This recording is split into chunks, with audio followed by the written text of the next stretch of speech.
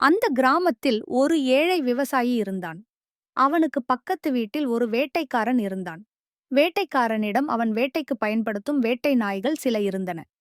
வேட்டைக்காரனின் நாய்கள் அடிக்கடி வேலி தாண்டி சென்று விவசாயியின் ஆட்டுக்குட்டிகளை துரத்துவதும் கடித்து குதறுவதும் இருந்தன. இதனால் கலக்கமுற்ற விவசாயி தன் அண்டை வீட்டுக்காரனான வேட்டைக்காரனை சந்தித்து, அப்பா, உன் நாய்களை கொஞ்சம் பார்த்துக்கொள். அவை அடிக்கடி என் பகுதிக்கு வந்து ஆடுகளை தாக்குகின்றன, காயப்படுத்துகின்றன என்றான். வேட்டைக்காரன் அதை சட்டை செய்யவே இல்லை. ஒருமுறை நாய்கள் இதேபோல வேலி தாண்டி வந்து பட்டிக்குள் புகுந்து பல ஆட்டுக்குட்டிகளை கடித்து குதறின. இந்த முறை இரண்டில் ஒன்று பார்த்து விடுவது என்று மீண்டும் வேட்டைக்காரனிடம் புகார் செய்யச் சென்றான் விவசாயி. வேட்டைக்காரன் இந்த முறை சற்று கோபத்துடன், இதோ பார், ஆட்டை துரத்துறது கடிக்கிறது, இதெல்லாம் நாயோட சுபாவம். அதுக்கெல்லாம் நான் ஒன்னும் செய்ய முடியாது.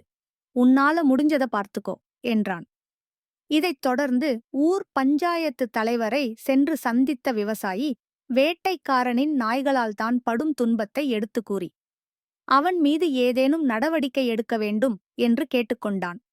விவசாயிக்கும் வேட்டைக்காரனுக்கும் இடையே உள்ள பிணக்கை பற்றி விசாரித்து தெரிந்து கொண்ட பஞ்சாயத்து தலைவர், என்னால் பஞ்சயாத்தை கூட்டச் செய்து அந்த வேட்டைக்காரனை தண்டித்து அபராதம் விதித்து அவன் நாய்களை கட்டிப்போடச் செய்ய முடியும்.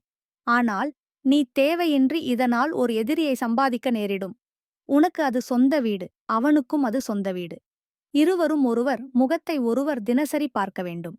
அப்படி இருக்கையில் பக்கத்து வீட்டுக்காரன் நண்பனாக இருப்பதில் உனக்கு விருப்பமா அல்லது எதிரியாக இருப்பதில் விருப்பமா? பஞ்சாயத்து தலைவர் சொல்வதில் உள்ள அர்த்தத்தை புரிந்து கொண்ட விவசாயி, அண்டை வீட்டுக்காரனை ஒரு நண்பனாக பார்ப்பதில்தான் தனக்கு விருப்பம் என்றான். சரி, உன் ஆட்டுக்குட்டிகளும் பத்திரமாக இருப்பது போலவும் அவனும் உன் நண்பனாக இருப்பது மாதிரியும் நான் ஒரு தீர்வை சொல்கிறேன், கேட்பாயா? நீங்கள் எதைச் சொன்னாலும் கேட்கிறேன். அடுத்து பஞ்சாயத்து தலைவர் சில விஷயங்களை அவரிடம் சொன்னார்.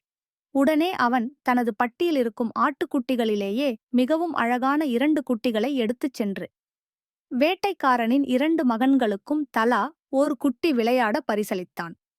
குழந்தைகளுக்கு தாங்கள் விளையாட புதிய தோழர்கள் கிடைத்ததில் ஒரே குஷி.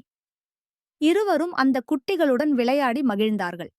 தன் குழந்தைகளின் புதிய தோழர்களை பாதுகாக்க தற்போது வேட்டைக்காரன் நாய்களை சங்கிலியில் கட்டிப்போட வேண்டியிருந்தது.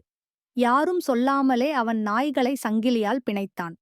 ஆக இருவருக்குள்ளும் நல்லுறவு வளர்ந்து நாளடைவில் நல்ல நண்பர்களாகிவிட்டனர்.